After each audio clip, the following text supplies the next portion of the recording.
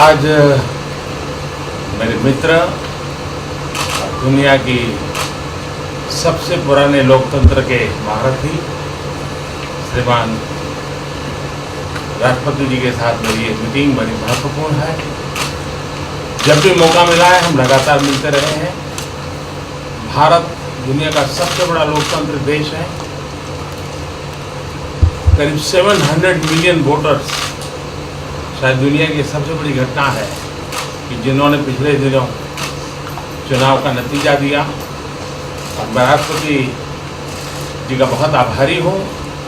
उन्होंने टेलीफोन करके मुझे बधाई दी थी। आज फिर एक बार उन्होंने बधाई दी है। भारत और अमेरिका दोनों लोकतांत्रिक मूल्यों को लेकर के चलने वाले देश दुनिया की भलाई के लिए साथ मिलकर के क्या काम कर सकते हैं, किस प्रकार से योगदान दे सकते हैं, हमारे कॉमन वैल्यूज मानव जात के लिए, दुनिया के लिए, प्रगति के लिए किस प्रकार से काम आ सकते हैं। ऐसे अनेक विषयों पर बहुत गहराई से बात होती रहती है। भारत का और अमेरिका का आर्थिक क्षेत्र में, व्यापार के क्षेत्र में लगातार बातचीत हो रही है और कई विषयों में हम अमेरिका के सुझावों का स्वागत करते हैं और मिलजुल करके ट्रेड के क्षेत्र में आगे बढ़ने की दिशा में हम प्रयास कर रहे हैं। भारतीय समुदाय अमेरिका में भारी मात्रा में इन्वेस्टमेंट भी कर रहा है। भारतीय समुदाय अमेरिका में जिस प्रकार से विकास यात्रा में भागीदार बना है, अमेरिका ने जिस प्रकार से भारतीय समुदाय को आदर, सत्कार और सम्मान दिया है, इसके लिए मैं राष्ट्रपति ट्रंप का, उनके शासन का, प्रशासन का, वहाँ की जनता का हृदय से बहुत बहुत आभार व्यक्त करता हूँ। Thank you. Mr. President, can you clarify your position? Today I'm meeting my friend and the representative of the oldest democracy in the world, President Trump. It's a very important meeting for me, and whenever we've had the opportunity, we've always met. As you know, India is the largest democracy, and we had our elections recently where 700 million Indian voters chose their government, and President Trump had telephoned me to congratulate me, and again today he has conveyed his congratulations. I'd like to thank him for that. India and the United States are countries which have shared democratic values, and we work for the welfare of the world, and whatever contribution we can make in whichever way, we have these common values, and we work for the progress of humanity, for the world, for continuous progress. We have continuous discussions on these issues. India and the United States, we have been discussing on a continuous basis various economic, trade and commercial relation issues, and on many of these issues we have welcomed US suggestions. Together we are working in the area of trade. We are making efforts to take this forward.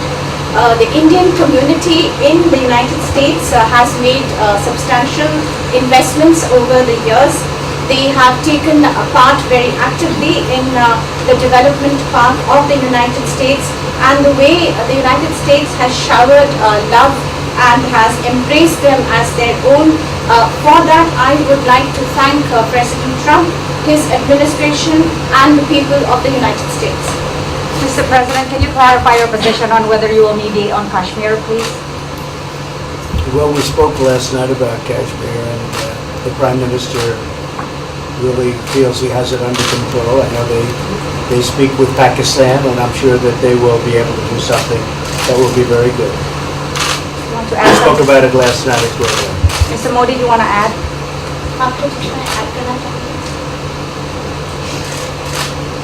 Bharat और पाकिस्तान के बीच कई bilateral issues हैं और पाकिस्तान के प्रधानमंत्री के चुनाव के बाद जब मैंने उनको टेलीफोन किया था, तब मैंने उनसे कहा है कि पाकिस्तान को भी गरीबी के खिलाफ लड़ना है, भारत को भी गरीबी के खिलाफ लड़ना है, पाकिस्तान को भी अशिक्षा के खिलाफ लड़ना है, भारत को भी अशिक्षा के खिलाफ लड़ना है। पाकिस्तान को भी बीमारी के खिलाफ लड़ना है, भारत को भी बीमारी के खिलाफ लड़ना है। हम दोनों देश मिलकर के गरीबी के खिलाफ लड़ें, हमारी असुविधाओं के खिलाफ लड़ें और हम मिलकर के दोनों देश की आवाम की भलाई के लिए काम करें। ये संदेश मैंने पाकिस्तान के प्रधानमंत्री जी को भी दिया है और राष्ट्रपति ट्रंप से भी हमेशा हमारे इस बायलैटरल संबंधों के संबंध में बात होती रहती है।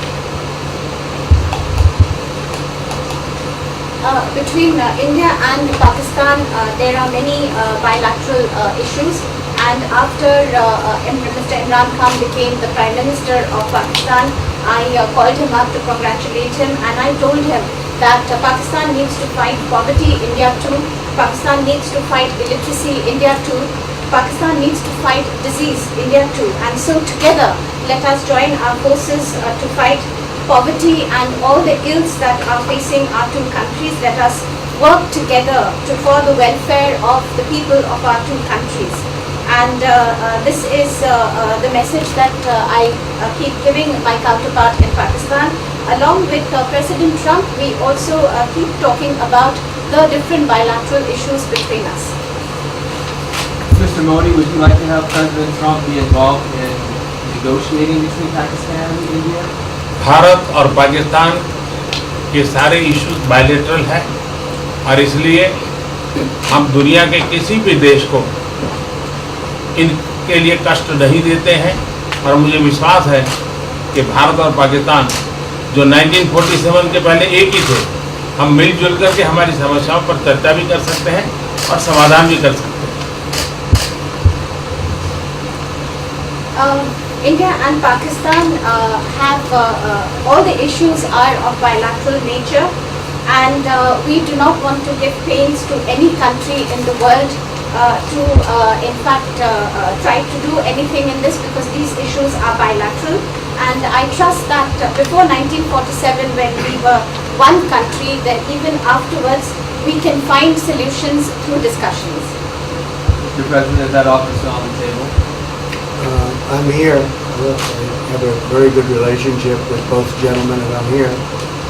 If for any reason, but I think they can do it themselves very well. They've been doing it for a long time.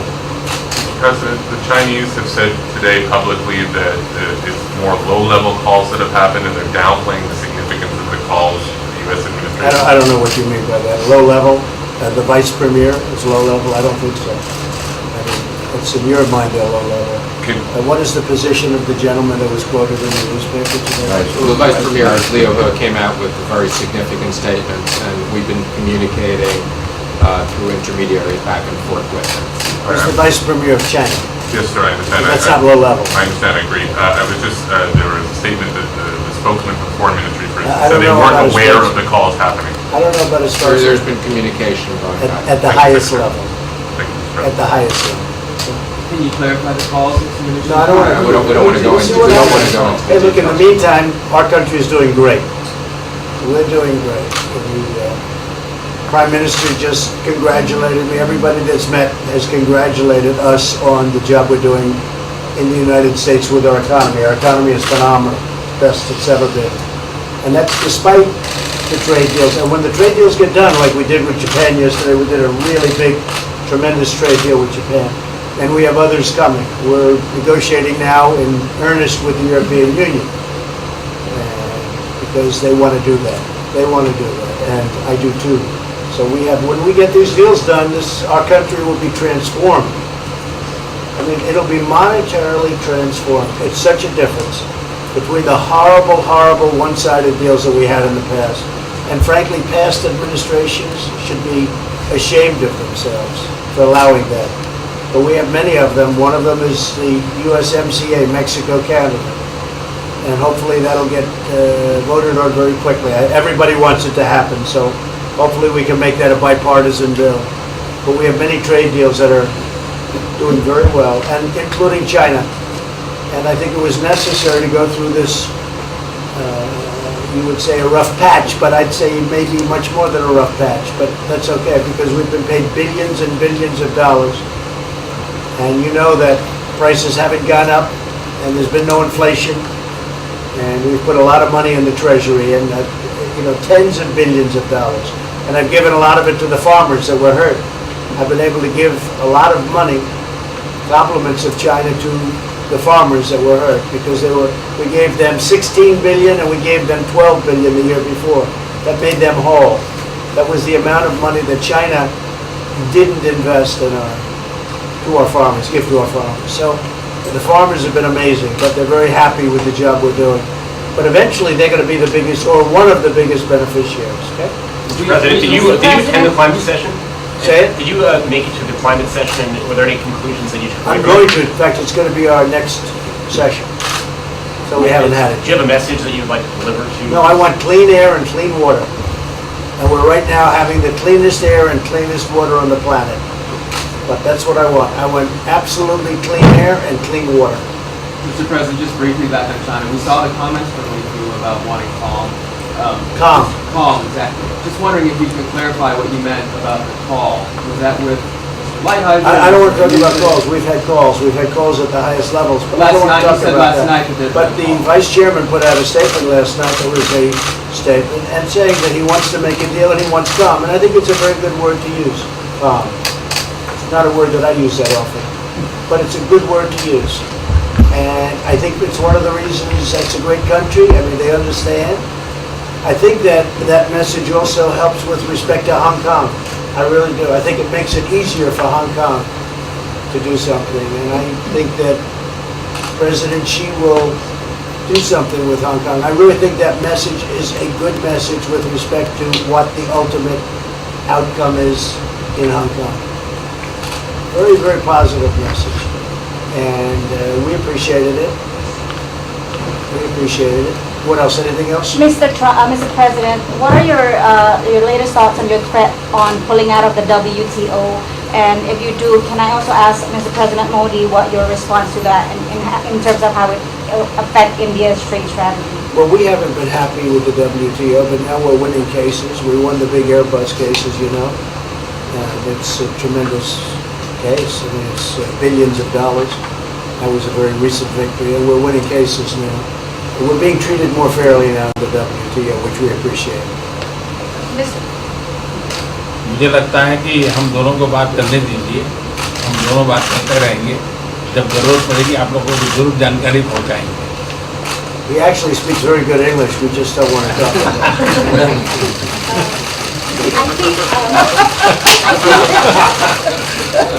I feel that you should let us discuss these things, and when we feel the need, we will communicate to you.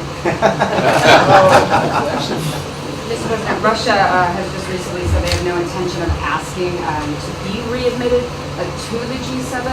However, No, I wouldn't expect they'd ask, because why would, he's a proud man, he's done a real job, and why would he ask? No, it's something we discussed, and it's under discussion now, no votes or anything, but I would be inclined to say yes, and so would others, and some probably wouldn't be, but it's just a discussion. No, I would think that he wouldn't do that because he's a proud man. He wouldn't ask, but if something would happen, he would be asked, and I'm sure he would say yes to that. do you have any indication from them that they would accept? No, I think it was a very good discussion. It was the initial discussion, but it was a very good discussion. But I think it would be appropriate. I think it would be good for Russia. I think it would be good for everybody. I think it would be a positive. But it's just a discussion that we had. It was a very interesting discussion and very, I think pretty even. I think ultimately people like the idea. Mr. President, what would be your message to the American people in terms of what is your biggest achievement at this G7? Well, we've had a lot of achievements. We have an achievement with Prime Minister Modi because we're doing great trade. We're doing a lot of trade with India. That's an achievement. I think obviously the Japan deal is a tremendous achievement because it's one of the biggest trade deals and it affects directly our farmers. Even the fact that he's taking all of the excess corn that China didn't take, hundreds of millions of dollars worth of corn, and he's buying that. Japan is buying all of that corn at a fair price, and that was great. So that was very important. I also think that unity is very important. We had a very good, despite you read the newspaper stories, the stories bear no resemblance to what's taking place. You saw me with Chancellor Merkel, you saw me with all of them. The relationship is great. We have 7 nations. In addition to that, we have other nations like India and others that came in. Australia came in, Scott. We have a lot of people came in. And I'll tell you, that it's been total unity. What would be There's the been no area of most dissension. unity, There's been sir? no dissension. There's been no fights or arguments. There's been no anything. I mean, there's been great unity here. And honestly, the papers haven't reported how good it's been. So what would be your most common ground? You know, is it climate change? Is it gender equality? I think we have a lot of things, but I think really the unity, the fact that we're all getting along so well, I think is one of the big takes from this. We really have good relationships, and we're doing a lot about a lot. Okay? Just so we get our reporting right, I'm going to give it one more crack on China. When you were referring earlier to the Buddhist statement, which we all saw, did you mean to say that there was also a call last night, or was there not actually a call last night? There were discussions that went back and forth, and let's just leave it at that. Last night, and before last night. Yes. With China? With China, and before last night. Numerous. Look, they want to get something done. I've been saying that for a long reason. And why wouldn't they? They want to get something done. They've lost millions of jobs. Their supply chains are being hurt. And once those supply chains go, you can develop new supply chains, you can't get them back into China. So China is run by really a great leader. I think he's a great leader. He wants to do something. They lost over 3 million jobs in a very short period of time.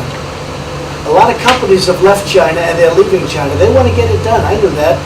I could have told you that without talking, but we are talking. And would you still like to see U.S. companies leave China? Depends on whether or not we make a deal. If we don't make a deal, I'd like to see them leave China. Absolutely. If we make a deal, I'd like to see them stay there and do a great job. Mr. President, on the Afghanistan peace talks, do you have an updated timeline? Are there any snags? No timeline, whatever it is. We're no rush. I mean, we're there. We're really a peacekeeping force more than anything else, frankly. And said we could win that war in a very short period of time, but I'm not looking to kill 10 million people. Okay? And we are working along with the Taliban, with the government, and other people too. And we'll see what happens. No timeline. Thank you very much. We're going to be doing a news conference in a little while.